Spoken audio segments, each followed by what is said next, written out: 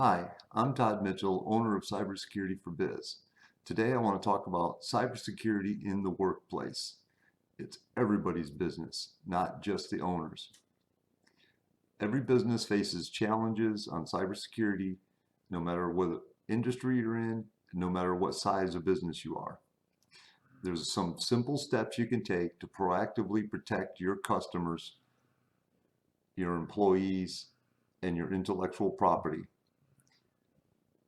Today I'm going to go over these steps and highlight them. The reason why it's important that you protect your customers, employees, and intellectual property is it's not just your business that's on the line, it's your reputation and your ability to have success. So the first thing you want to do is identify your crown jewels. That could be customer data, could be financial transactions, customer analytics, a receipt, financial data, employee tax information, could have secret sauce recipes, trade secrets. Maybe you invented a certain process to get things done twice as fast as everybody else, and you don't want everybody else to know your process. So you have this documented so it's repeatable, but you want to make sure that that information stays secure. So once you have identified all those crown jewels, you want to protect your assets. The way you do that is with scans from antivirus and malware protection, spyware protection, keeping your software up to date, keeping users' information as far as usernames and passwords secure. And to keep them secure, they need to be strong passwords. They need to be unique to each person, no shared accounts, no giving passwords back and forth to each other, because the only one that has access to that tax information is, Susie Q, and she's not here right now, but I've got her password so I can go ahead and enter today's, timesheets in. That's just not good business practices, because now, you have multiple people with that password. So if something goes wrong, you don't even really know who is at fault, because you can't blame Susie Q because everybody else in the office has her password. So she can say, hey, I didn't do it. I wasn't even here, and you're like, okay, now what? So just bad for business. Not to mention the fact that I have dealt with companies that I know people just do not think about this stuff, which is why I'm here, because I think of it for you and point it out. But when you have the same username and password to log onto a computer for years, and you have employees that no longer work there out running around that have your username and password still, if one of those employees had a grudge against you and they decided, a formal disgruntled employee decides to get revenge on you, and you haven't changed the lock since they left either, so they've still got a key to the back door, and they can come in and totally disrupt your business by deleting some files, or maybe even taking your customer list down the street to the competition and selling it to them for a few bucks. I mean, the sky's the limit. Okay, the other thing you want to do after you've identified the jewels and you identified how to protect your assets, the next thing you need to do is get a policy in place so that those things stay the way you want them. Have a plan to get to a secure point, and then have a policy in place that all employees can sign, and everybody can have training and be made aware of all the particulars in it that say you're going to change your password every so many months. Your password has to be made a certain way. We're not going to share passwords. Nobody's allowed to download files and take them home with them, or whatever it is. Once you have this policy in place, then it's enforceable and it's known to everybody and it's consistent. Now you'll be able to detect incidents. So what you want to do with that is get alerts sent to a certain person when there's viruses or things detected by your operating system or by your antivirus, and you want to take action on those things. Um, you want to be able to respond to these incidents. So you need a response plan, which is also part of your cybersecurity plan. Is okay, now that we've had a data breach and we've lost some client files, what do we do about it? What's the plan? And there is no real answer. This is something that's going to be different for every single business. It depends on who you are, what kind of customers you have, what kind of files you're talking about. But you need to think of these things in advance. You know, it's kind of like we teach all our children in school.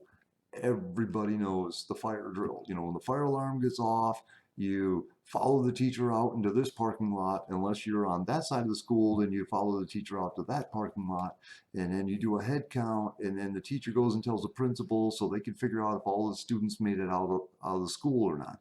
It's standard procedure done all across America. Every school, every one of us, if you think back, you've done it a couple of times while you were in school. Nowadays, the new thing at work, a lot of places are going through some kind of active shooter because of the world we live in today. That's now a thing. Um, anyways, the point to that is you need to have a plan. You need to practice your plan of what you do. You don't want to come in and try and figure out what you do about recovering data the day after you lost your data. You want to figure it out now. You need to know, hey, if I do this backup and I save it on this drive in this format and I take it home with me on the weekends to make sure it's not left around in the office, is this good enough to restore my computer and get us back in operation on Monday? Or are we going to be all out of work for 2 weeks while we're waiting for some forensics team to get our computers back together? Or do I have to like start from square one because I no longer have a contact list? I mean, if you think about this, it's not just the fact that you've got 1,000 customers that you're losing their contact information on. You're also losing the data that tells you which one of these people have already paid for something and you were supposed to send to them next week, and you no longer have their address, but you already got their money, and you don't even really know who they are because you don't have that list anymore. So you've got merchandise or whatever that has been paid for, services that have been paid for that you haven't done yet. Or maybe the other way around. You've done all these services for 40 or 50 people last week, and you're supposed to send them all a bill this week, and you lose that information. How do you know who to send a bill to? You're out tons of money. Either scenario, whether you've got extra money that you didn't, do the services for, or whether you did the services and didn't get paid, the same hit to your reputation. You do not want to have an angry mob blasting you all over Google reviews talking about this guy took my money and never saw him again. That's just, yeah. So anyway, the whole goal to this is be prepared and be ready to quickly recover to normal operations.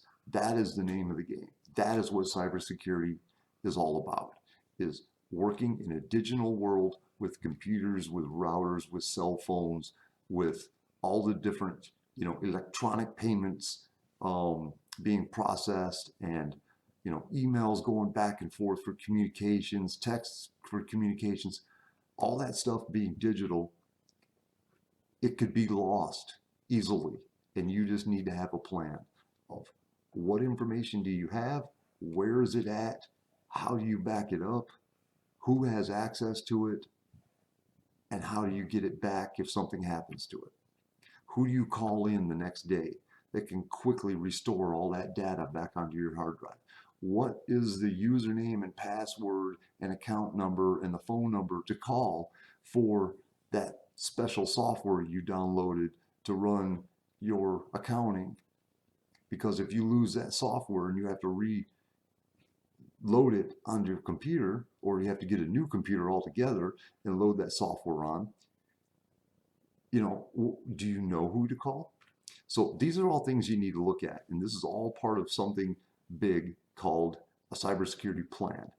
And this is what I specialize in, is coming into a business, sitting down with you, working out exactly what you have as far as information and some of your assets, and seeing what do we need to protect, what would be the best way to protect it, and how do we set a policy in place and train all your employees to make sure that that stays a continual thing and not just a once and done, because you can't just treat cybersecurity like, oh, I went shopping one day and I bought some cybersecurity and it's over with.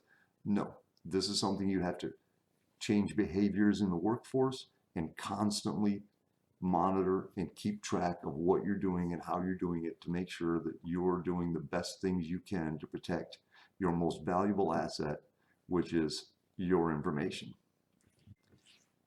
I thank you for joining me today. And if you have any questions or comments, as always, feel free to email me or call me. And if you would like to have a consultation and learn more about how this would work for your specific business, feel free to get a hold of me, and look forward to seeing you on the next video. Thank you.